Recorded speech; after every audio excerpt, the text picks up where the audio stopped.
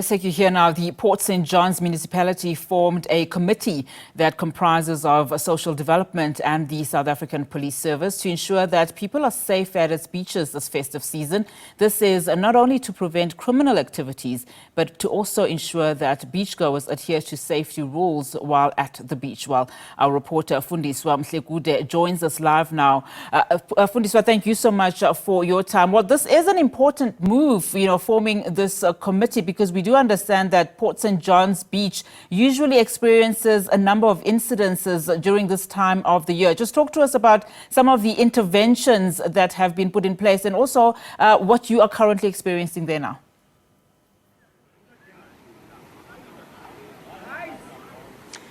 Thank you very much. Well, you will remember that a few years ago, Port St. John's was characterized by shark attacks at the beaches where people lost their lives and their limbs were found at the seashore. But to intensify the efforts of ensuring the safety of people who come to the second beach at Port St. John's, the local municipality has ensured that they close the parking lots next to the beach, because they say they want to ensure that people who come here are free to move around without having to be blocked by cars, so many cars, because we know that many people come from other provinces to enjoy themselves at the sea. But we do have the spokesperson of the chairperson of the Joint Committee on Public Safety in Port St. John's, Mr. Olile Nobuya. Mr. Nobuya, this year you decided to close parking lots at the beach. Why? Thank you. The parking at the second beach is partially closed only on the busy days for a simple reason. Today, tomorrow and Tuesday, we want to allow the free movement of traffic between town and residents staying across Second Beach, and free movement of people who would be guests for those B&Bs and establishments that stay across Second Beach. But that's secondary. The basic one is for us to maintain the easy flow, for easy access of emergency services. That becomes very, very sacrosanct for the lives of the people. However, we are aware of the fact that our people, our guests, our tourists aren't happy about that. But we had to have a balancing act between the lives and saving them, that they must come here freely and happy, and they must go back freely and happy. We hear that they must pay, those who can afford to pay 200 rand per day. The 200 rands has got nothing to do with Second Beach. The areas around here that provide parking space are privately owned spaces, and the residents that own those parking spaces, they are part of their businesses. So it must not be interpreted as if you want to come to Second Beach, you must pay 200 rands. These are parking space available adjacent to Second Beach, and the owners, they charge this amount. And the other establishment, it's a co-owned establishment between municipality and the CPA of our village administrative area, Kaguba. So that place is also co-owned by the municipality and the CPA of the area. You mentioned when we spoke earlier the disturbance of emergency vehicles, especially when there are incidents at the sea. Can you briefly, or rather explain more on that?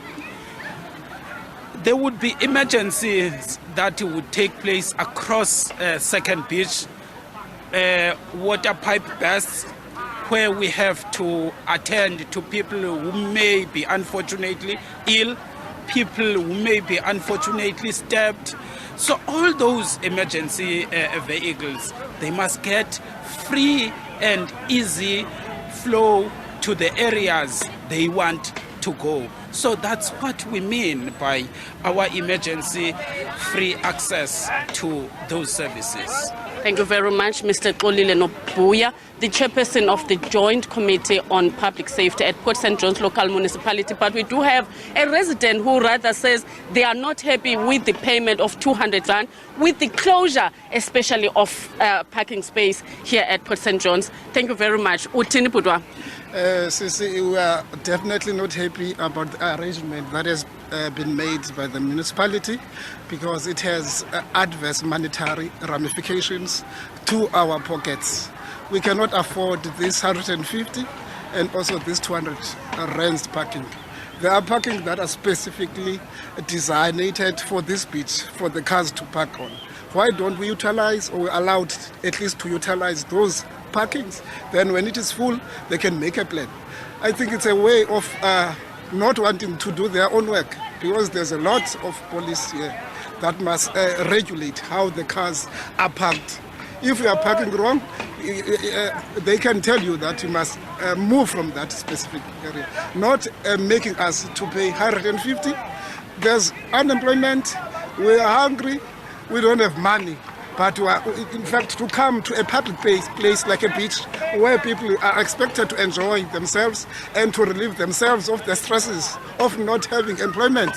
You understand? We are made now to pay 100 rand, 150, as if it's not enough that you are not employed. And how far were you made to park your car from the beach?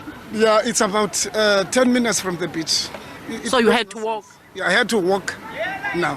You see? How do you feel about all this? No, I don't feel all right. It's bad. It portrays a bad image to them. And the authorities around here.